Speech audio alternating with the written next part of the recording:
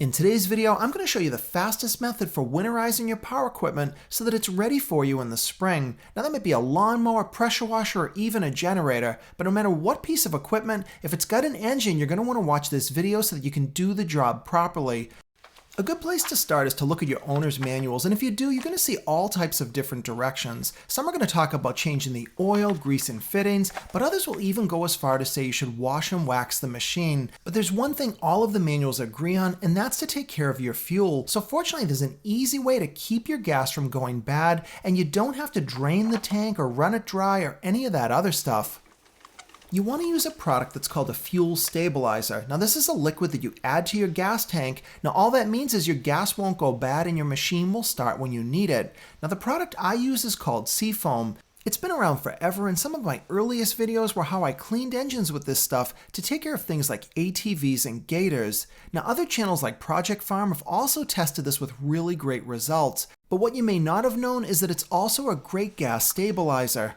And using it is super easy, but there's still a couple of quick tips you'll want to follow. The first is to go ahead and fill your gas tank up all the way. You're doing this because you don't want to have airspace in the tank, because that can allow things like condensation to form, and then your tank could actually rust.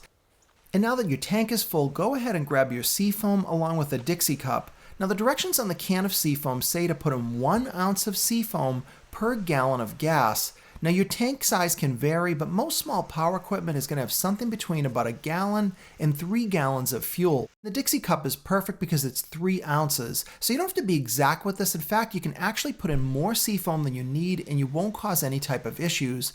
Now with the Seafoam in your gas tank, you just want to shake it up a bit, and on a small thing like this, you can just move the machine back and forth. Now once that's done, you want to do one final step, and that's to start up the machine. You're going to want to let it run for about 5 to 10 minutes. Now you're doing this because the fuel in the gas tank is stabilized, but it needs to flow through the lines and into the carburetor so that you'll be completely protected. And that's all you've got to do. Many people waste money buying ethanol-free gas, and I've never done that. And if you've watched my channel, I own a lot of power equipment, and the way I'm showing you here is exactly how I've stabilized my equipment for years. And there are many other products out there, and I've not had great experiences with them, so I've always come back to Seafoam because I use it for engine cleaning, but because it works so well for this, I really have no reason to pick anything else. But if you've got something that works, the most important thing is to keep using it. Now you also could do the method about draining float bowls and dumping out gas tanks, but that's a lot of work, and in my experience, there's never been a need to do it. So I hope you liked this video, showed you how I winterize my own equipment, and hopefully give you some ideas to take care of yours. If you liked this video, please give me a thumbs up and subscribe to my channel if you're not already for more videos coming up.